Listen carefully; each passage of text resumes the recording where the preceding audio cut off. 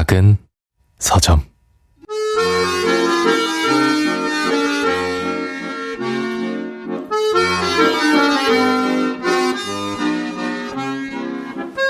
우리가 사랑한 한강.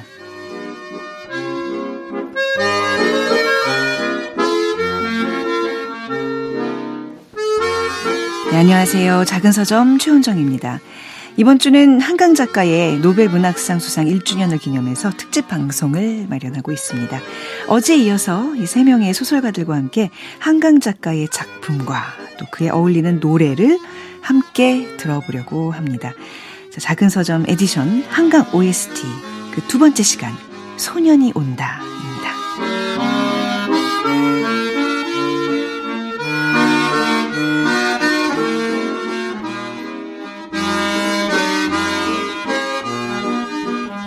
자, 우리 작은 서점의 든든한 식구들이자 우리나라 최고의 소설가들입니다. 우리 미래 노벨문학상 수상자분들과 이 얘기하는 거 되게 싫어하시더라고요. 근데 장강명, 최민석, 장유진 작가와 함께하겠습니다. 어서 오십시오. 네, 안녕하세요. 네, 좀 약간 안녕하세요. 네. 너무 싫어하지 마세요. 저희는 기대하면서 살랍니다. 네. 아니, 저희가 이제 한강 OST를 3일 동안 만들면서 그 작품 속의 인상적인 장면들 이렇게 낭독을 부탁드리고 또 어울리는 노래 좀 골라주십사 미리 부탁드렸는데 어제도 그렇고 좀 겹치는 부분이 있으면 어떡하나 했는데 서로 상의한 것도 아닌데 다 다른 부분과 또 다른 노래. 근데 이제 간혹 나도 그거 선곡하려고 그랬는데 이제 이렇게 겹치는 부분들. 다 이렇게 이해하고 느끼는 그런 부분들이 또 감동 포인트가 다르다는 얘기겠죠. 어제 좀 질문을 드리려고 그러다가 시간이 없어서 못한 건데 혹시 한강 작가님과 좀 인연이 있으신 분이 계세요? 개인적으로 좀 연락하거나 만나시는 우리 작가님? 저는 만나뵌 적은 없어요. 네. 있으신 분은 있으신가요? 다 저도 없습니다. 저는 뭐 연락하는 사이는 아니고요. 그냥 일 때문에. 일 때문에 만나신 적 있으시고요. 일 때문에 한 두어 번 뭐 행사하고 제가 예전에 소시적에 네. 그 문학 라디오 DJ를 한 적이 있었는데 네. 그때 이제 소년이 온다를 출간한 지 얼마 안 된 시점에 소년이 온다를 알리러 이제 처음으로 나온 방송이 제가 진행하던 방송이었어요. 그때 인연이시네요. 그때 소년이 온다에 대해서 이제 말씀을 나눴고 그 전에는 한 그 자동차 회사의 해고 노동자를 위한 그런 뭐 작가들이 모여서 콘서트도 하고 뭐 그런 때가 있었는데 그때 저는 작가로 초대받은 게 아니라 초대 가수로 초대를 받아서 정말? 아주 이름도 민망한 시와바람 줄여서 이제 시바라고 하는 밴드 초대 가수로 가서 노래를 하고 그때 이제 디프리 때 여러 작가들이 있었는데 그때 조금 뵙고 그리고 나중에 제가 그 베를린의 자유대학교에 방문 작가로 갔었는데 네. 그때 한강 작가님은 폴란드의 바르샤바 대학교에 그 방문 작가로 와 있었어요.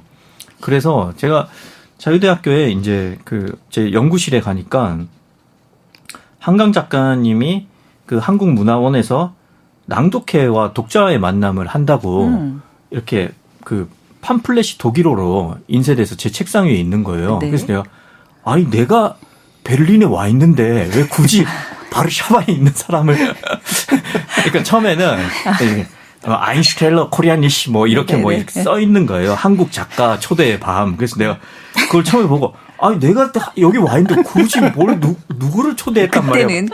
읽어 보니까 한강 뭐 한강 S 뭐 아인슈 뭐 이제는 기억이 안 나는데 그러니까 유명한 한국 작가로서 그럼 읽으면서 수긍을 했죠. 한강 작가님이면 일부러 바르샤바에 있는 분을 초대할 만하다. 그래서 제가 그날 갔어요. 네. 가서 이제 뵙고 저한테 민석 씨 여기 지내기 어떠냐. 그래서 정말 외롭습니다. 그러니까 그거는 도시의 문제가 아니라 개인의 문제이다. 같다. 한 말씀 네. 어쩌게 또. 그 특유의 나긋나긋한 음성으로. 네. 그건 도시의 문제가 아니라 개인의 문제인 것 같아요. 네. 근데 제일 인연이 많으시네요. 그러게요. 나긋나긋하게 그냥 이렇게 전국을 찌르시고. 전국을 찌르시네요. 네, 날카로운 그 정도의 관계밖에 없습니다. 지금. 아유, 네. 뭐 뭐 어마어마한 연락처 같은 건 없어요. 없으세요? 있을만한데 그 정도면. 소년이 온다는 그 출판사에서 사인본을 저희 집에 보내줬어요. 그래서 안 읽고 있다가 사실 방송할 때 너무 바빠서 제대로 못 읽어봤다가 나중에 어느 날 몇 년 지난 후에 5.18이 가까워졌을 때 마치 신의 계시처럼 햇살이 쏟아지는 따뜻한 어느 날 네. 햇살을 받으며 흔히 말하는 그 숙취 해소용 독서를 하는데 네. 너무나 깊이 맞고 한동안 헤어나오지 못한 그쵸. 책으로 저한테 남아 있습니다. 그렇죠. 한동안 헤어나오지 못한다. 뭐또 내일 우리가 또 다뤄볼 작품이지만 작가님도 얼마나 힘드셨을까. 정말 사력을 다해서 쓴 작품이 네. 아닐까 싶은데 왜 그 수상 연설에서 과거가 현재를 구할 수 있냐, 죽은 자가 지금 살고 있는 사람을 살릴 수 있냐라는 묵직한 질문을 던졌는데 이 소년이 온다가 바로 그 질문에 대한 답을 주고 있는 작품인 것 같아요. 저는 그냥 소년이 온다 이 제목만 들어도 가슴이 뭉클한데 어떤 작품이에요? 이 작품은 나에게는 이런 작품이다. 네, 장강민 작가님. 저는 만약에 이제 뭐 청소년 독자라든가 혹은 뭐 문학 작품을 그렇게 막 이렇게 막 친숙하지 않은 그런 독자한테 뭐 한강 작가님 책 어떤 거 읽어야 돼요 하면은 소년이 온다 추천할 것 같습니다. 채식주의자는 저한테는 굉장히 매력적이지만 채식주의자를 먼저 추천할 것 같지는 않아요. 사실 좀 이렇게 이해하기 쉽고 되게 울림이 있고 네. 그리고 이제 주제의식도 명료하고 해서 이거는 좀 소화하기 상대적으로 쉬운 작품 아닐까? 네. 장유진 작가님. 저도 이 책이 처음 나왔을 때 읽었을 때 엄청 울었는데 다 읽고 나서 너무 좋았는데 뭔가 내가 이걸 또 읽을 수 있을까? 너무 읽는 동안 너무 힘들어서 라는 생각이 들었었는데 또 읽었네요. 이렇게 또 읽었고 네. 두 번째 읽을 때도 좀 우셨어요? 그쵸. 근데 또 이렇게 읽었는데 읽으면서 읽기를 잘했다라는 생각이 들었고 작별하지 않는다에 보면은 뭐 또 얘기를 하겠지만 그 소설 얘기할 때 얘기하겠지만 손이 잘린 거를 다시 봉합을 했을 때 그 봉합한 부위를 바늘로 3분에 한 번씩 계속 찔러야 된다. 그러지 않으면 끝부분이 괴사한다. 그래서 왠지 그 생각이 났어요. 그러니까 다시 읽는 과정이 네네. 힘들지만 네. 마치 그 봉합 부위를 계속 바늘로 찌르는 맞습니다. 것처럼 네네. 잊지 않기 위해서는 계속 읽고 말을 해야 되지 않나라는 생각이 들었습니다. 우리가 진짜 그 상처에 계속 상처를 내듯이 계속 그 고통을 느껴야 되듯이 이 5.18이라는 역사적 장면을 계속 우리가 마주해야 되는 것 같아요. 최민석 작가님께서 줄거리 좀 간략하게 소개해 주실까요? 네. 이 소설의 전체적인 이야기는 윤이라는 인물이 5.18을 주제로 논문을 쓰면서 인터뷰를 하는 이야기입니다. 근데 요거는 추리소설처럼 나중에 밝혀지고요. 일단 소설은 1장 어린 새라는 제목으로 시작을 하는데 때는 1980년 5월 21일이에요. 중학교 3학년생인 동호가 친구 정대를 잃어버립니다. 정대는 자기의 누나 정미와 함께 동호네 집에 그 쪽방에 새들어 사는 또래 친구인데 정대를 잃어버려서 동호는 정대를 찾으러 시신이 보관된 상무대로 가죠. 가보니까 막 지독한 악취를 풍기는 그 신원불명의 시신이 이미 83구가 있어요. 그리고 시간이 지날수록 거기로 시신이 계속 옵니다. 그러면서 이제 막 거기서 그 시신 수습과 유족 응대를 하는 그 3명을 만나게 되는데 요 3명은 이름 기억해두면 좋아요. 네. 한 명은 김은숙, 광주 수피아여고 3학년입니다. 실제로 있는 학교고 다른 한 명은 선주 누나, 광주 충장로의 양장점에서 미싱사로 일하고 있어요. 다른 마지막 한 명은 진수영, 서울에서 대학교를 다니다가 휴교령 때문에 광주로 내려왔죠. 이 3명이 이제 동호한테 얘기를 해요. 친구를 찾으려면 적십자병원에 가봐라. 근데 동호는 안 가요. 자꾸 시체가 있는 곳으로만 갑니다. 사실 동호는 누구한테도 얘기 안 했지만 정대가 죽었다는 것을 알고 있는 거죠. 왜냐하면 광장에서 군인들이 그 총성을 울렸을 때 자기가 그 아수라장 속에서 정대의 손을 놓쳤고 그때 동호는 정대를 뒤로 하고 무작정 달렸습니다. 그리고 옥상에서 무차별 사격이 일어났을 때 동호는 전자제품점 옆 담벼락에 숨어서 아저씨 셋과 함께 숨을 죽인 채 붙어 있었어요. 그리고 가장 결정적인 것은 무엇보다 정대의 옆구리에 총알이 맞히는 것을 동호는 목격했기 때문입니다.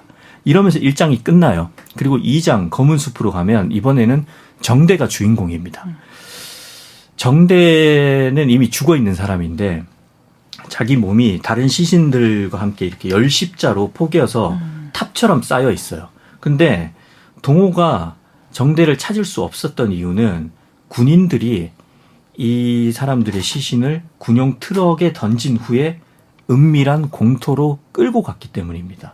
그래서 거기서 정대는 영혼으로서 자신의 육체와 함께 죽어나가는 다른 사람들의 시신을 보죠. 그리고 군인들이 그 시신 위에 휘발유를 부은 다음에 불태우는 것까지 봅니다. 그리고 이제 3장이 시작돼요. 3장은 7개의 뺨인데 한 편집자가 그 남산에 끌려가서 뺨을 맞고 있어요. 1대, 2대, 3대, 7대까지 맞습니다. 그러면서 정보부 직원이 이 뺨을 맞는 그녀에게 번역자의 행방을 대라고 하죠. 그러니까 아무것도 모르는 그녀는 풀려나고 하루에 뺨 1대씩 잊기로 합니다. 그런데 생각하면 할수록 과거의 일이 떠오르죠. 그녀가 누구냐? 바로 5년 전에 그 광주 상무관에 있었던 김은숙입니다. 1장에 나온 인물인 거죠.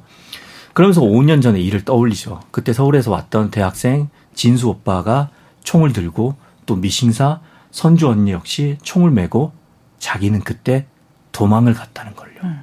그리고 심지어 거리에서 동호도 총을 맨 것을 자기는 떠올립니다. 네. 결국 살아남은 자의 고통을 겪으면서 살아가는 거죠. 그래서 광주를 떠나려고 서울로 가서 대학생이 됐는데 어쩔 수 없이 자기의 그 부채감 때문에 운동권 학생이 되고 결국 대학교를 2학년 때 그만둬요. 근데 교수가 추천으로 편집자를 되게 해주거든요. 근데 편집자가 돼 보니까 이 출판사는 사상 검열을 당하고 있어요. 그러니까 뭘 출판하려고 하면 검열국에서 와서 검은 롤러로 그 쫙쫙 원고를 칠해서 돌려줘요. 출판할 수 없다는 뜻인 거죠. 그래서 결국은 우여곡절 끝에 이 번역자가 수배가 돼 있었거든요. 수배자가 번역한 희곡집을 진짜 미국의 이민간 출판사의 사장의 친척 이름을 빌려서 출판을 하고 마침내 그 연극이 올려집니다. 이때 사복 형사들이 와서 관람을 하고 있어요. 그리고 은숙은 봅니다.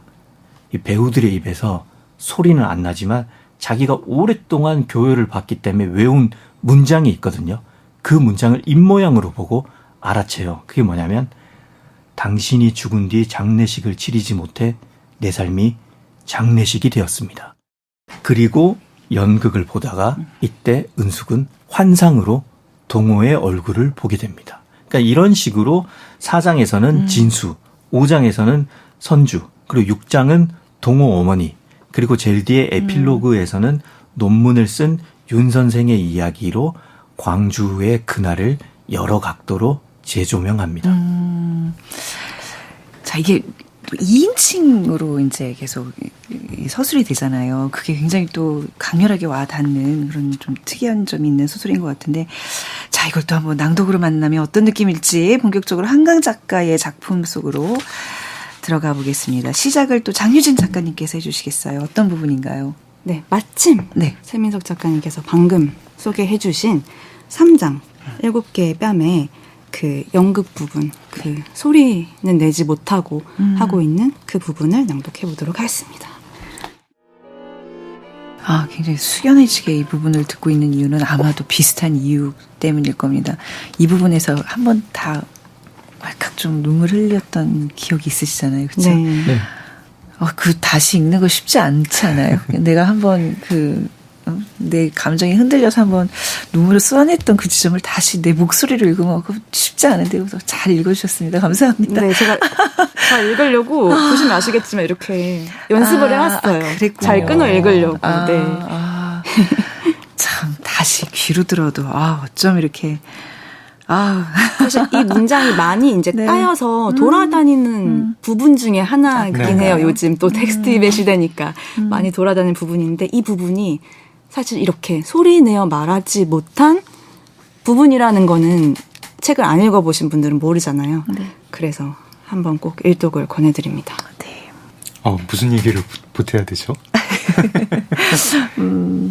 너무 이렇게 아니 정말 중간중간 우리의 아마 만약에 이게 동시간에 같이 뭘 이렇게 듣고 있으면 일제히 관객들이 훌쩍거리면서 수건을 꺼내드는 타이밍이 아닌가 싶어요. 그렇죠? 이때 기억나세요? 이거 처음 이 부분을 맞닥뜨렸을 때 독자로서 좀 다시 들어도 되게 숨막히고 그리고 왜 이제 노벨상 그 선정 이후에 시적 산문이라는 그 문구가 있었잖아요.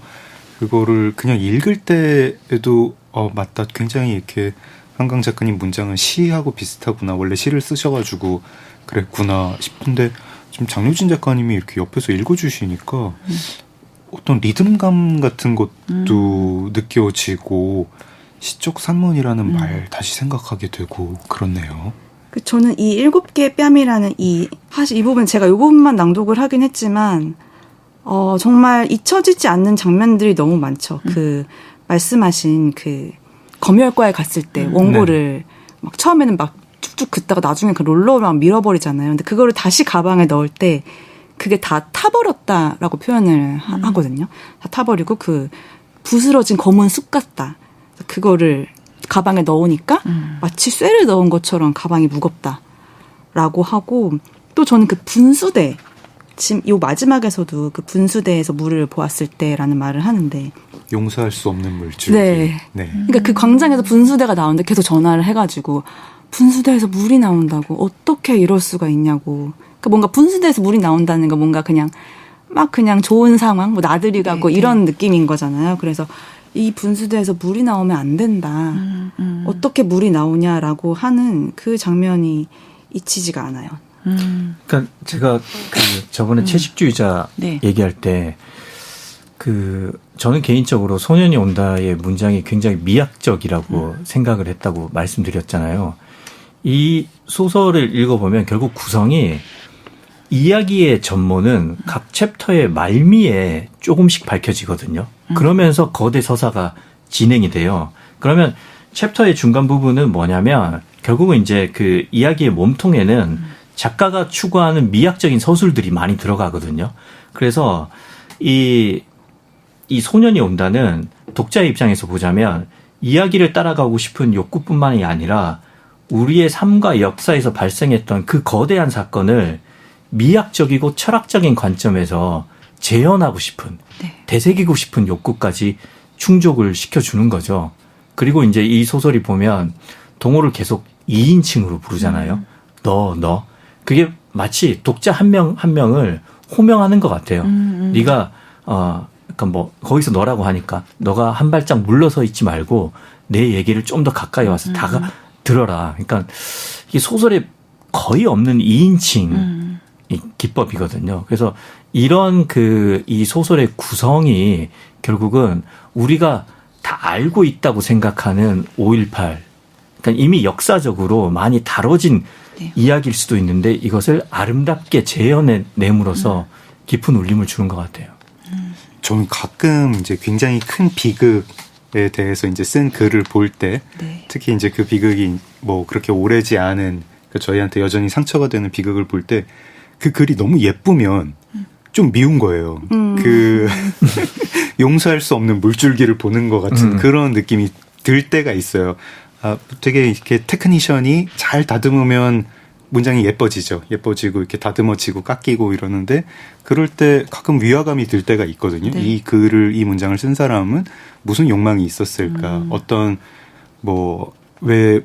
이런 생각이 이제 심해지면 애도하는 사람은 글을 못 쓰게 되는 것 아니냐 이런 생각도 드는데 되게 소년이 온다를 읽을 때에는 최민석 작가님 말씀하신 것처럼 문장 너무 아름답다 이런 생각도 하면서 근데 이게 그냥 예쁘다 이런 느낌이 아니고 되게 숙연해지고 정말 그 슬픔이 막 느껴집니다.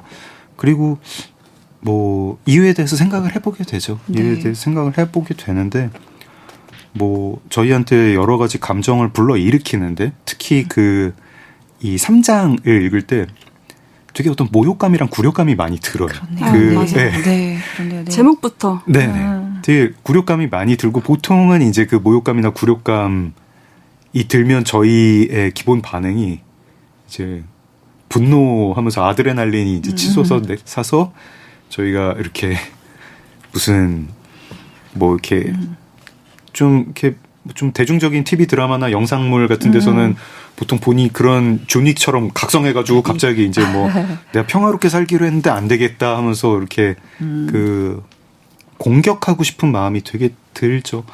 근데 그러지 않고, 네, 그러지 않고 그렇다고 뭐 상대를 뭐 용서한다 뭐 이런 생각이 뭐 쉽게 드는 것도 아니고 뭐 화해다 평화다 무슨 뭐 이렇게 약간 더덥게 들리는 그런 단어가 생각나는 것도 아니고 한편으로는 좀 무력하기도 하고 그런 그러네요. 느낌이 네, 들고 네.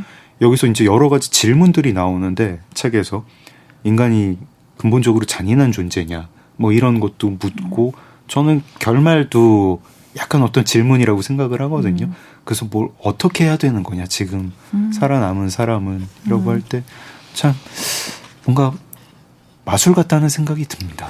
저는 그래서 이 소설의 장치가 정말 훌륭하다고 드는 생각이 아까 소설을 읽으면 무력감과 분노가 치솟아 올라오잖아요. 특히 서사에서 뭐 동호회 시신을 서술한 대목이나 이런 데서 보면 정말 분노할 수밖에 없는데 여기에 나오는 그 아름다운 문장들이 그 상처 입은 우리의 영혼을 위로해주는 역할을 해요. 그래서 이게 단순하게 그냥 문학으로서의 미학을 끌어올리는 것이 아니라 독자를 위로해주는 아름다움이 있기 때문에 읽게 만드는 거고 그 동호를 이제 너로 호명하면서 네. 독자를 이 역사적인 역사의 현장으로 직접 호명하잖아요.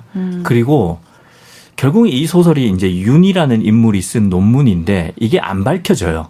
계속 챕터가 바뀌면서 화자가 바뀌기 때문에 이게 뭔가 싶은 그 호기심을 계속 선사하는데 이게 아무래도 역사적인 사실에 기초한 소설이다 보니까 독자들이 이야기를 알아가는 흥미를 잃어버릴까 봐 일부러 추리소설 기법을 활용을 해서 그 작가가 만들어낸 그 뭐랄까 고민의 결과 같거든요. 그래서 여러모로 약간 플롯이나 그 문장이나 아니면 감정이나 그다음 작품의나 여러모로 봤을 때 어느 하나 그 후배인 제가 이렇게 말하기는 좀 민망하지만 어느 하나 빠짐없이 너무나 훌륭한 작품이라는 생각을 맞아요. 하면서 읽었어요. 아까 그 말씀하신 용서할 수 없는 물줄기, 그 네. 분수대에서 물이 나오는 그 부분에 대해서 조금 더 하고 싶은 얘기가 있어서 그 사실 제가 이 소설을 처음 읽을 때는 이 분수대에서 물이 나오고 있는 걸 봤다. 그러면 안 된다고 생각한다.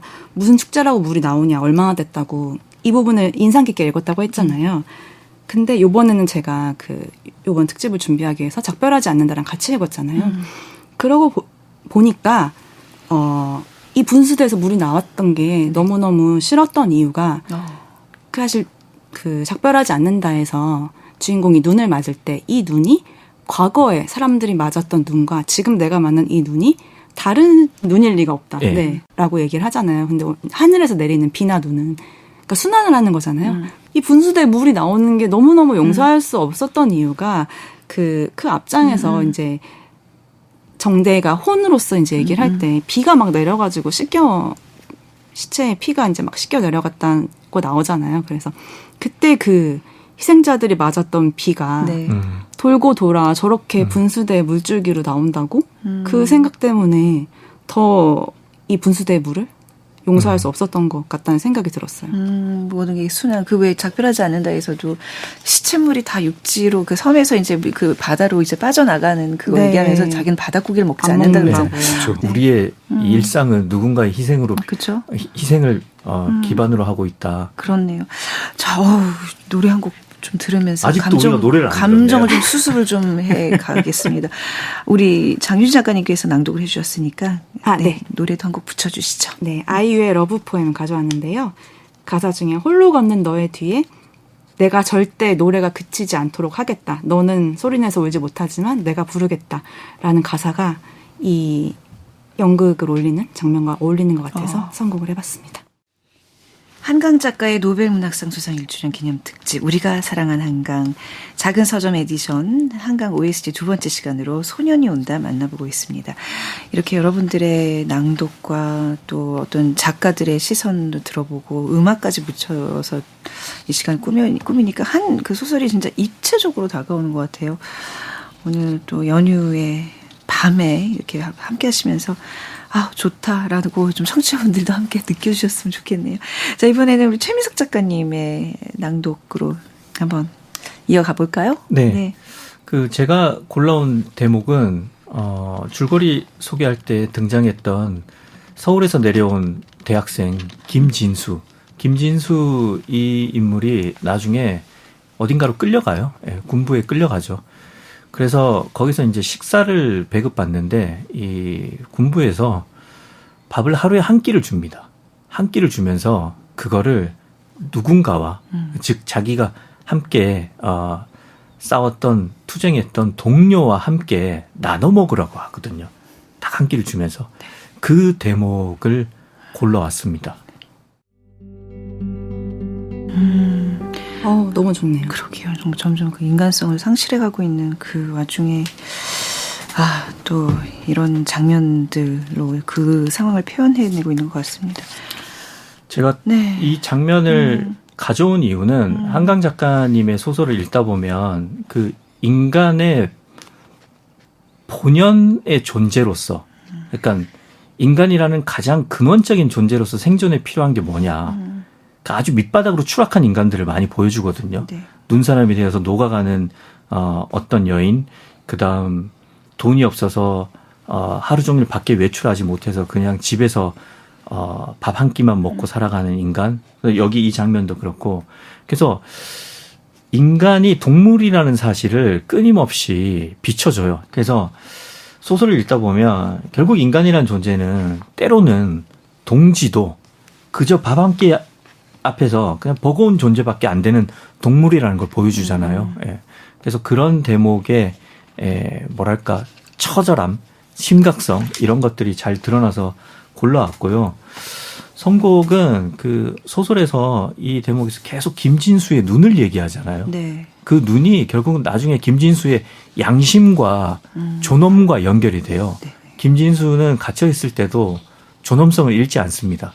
예. 그래서 그 눈이 세상을 바라보는 창이자 우리가 한 인물의 영혼을 볼 수 있는 창이잖아요. 그래서 그런 차원에서 The Alan Parsons 프로젝트의 Eye in the Sky 골라왔습니다. 김진수는 고인이 돼서 지금 하늘에 있을 테니까. 네네. 네. 네, 소년이 온다. 아마 김민철 작가님이 이제 그 한강의 찐팬으로서 한번 우리 이제 출연해서 1시간 같이 하셨는데 그 얘기를 하시더라고요. 아마 많이들 읽으셨을 거예요. 근데 이제 이 책에 대한 어떤 우리의 의무?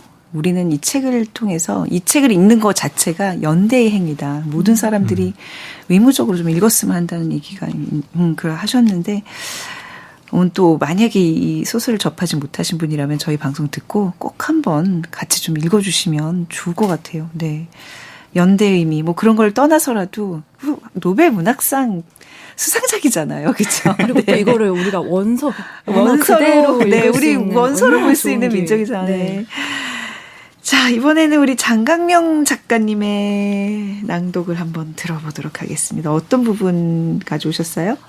저 마지막 대목인데요. 네. 네, 일단 읽고 나서 그럴까요? 네, 고른 네. 이유 말씀드리고 네. 노래도 하나 추천하겠습니다.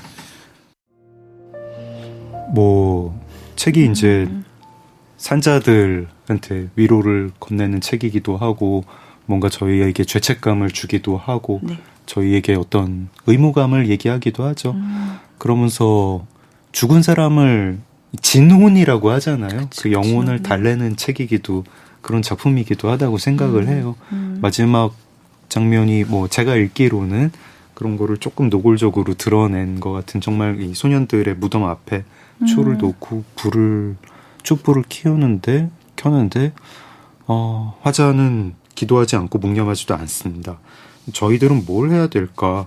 저는 이 대목이랑 중간에 뭐 나오는 이렇게 중간에 제가 좋아하는 대목이 있는데 그 중에 어디를 낭독을 할까 고르다가 여기를 했거든요. 중간에 아까도 잠깐 말씀드렸는데 인간이 근본적으로 잔인한 존재냐 이런 비극은 계속 인간 역사에서 되풀이 되는 거냐 그게 인간 본질이냐 그러면은 뭐 5.18도 그냥 보편적인 경험 중에 하나냐 이러면은 제가 그 부분을 되게 여러 번 읽었는데 읽을 때마다 별로 답이 안 나와요. 네. 인간이 안 잔인한 존재예요라고 말하기에는 참 잔인한 일들이 많이 일어났고 계속 일어날 것 같고 그 앞에서 나는 할 수 있는 일이 뭘까? 그냥 초 세워놓고 뭐 묵념하고 기도하는 걸까?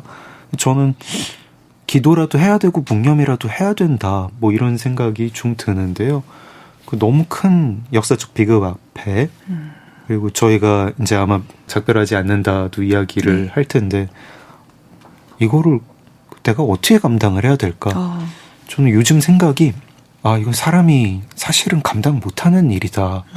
이런 생각이 좀 들고 뭔가 좀 사람보다 높은 존재가 와가지고 저희를 좀 구해줬으면 좋겠다. 그래서 종교라는 게 생기나 봐요. 그런가 그렇죠? 봐요. 감당할 수 없는 이런 크나큰 일들 앞에서는 뭔가 너무나 정말 무기력함을 느끼니까.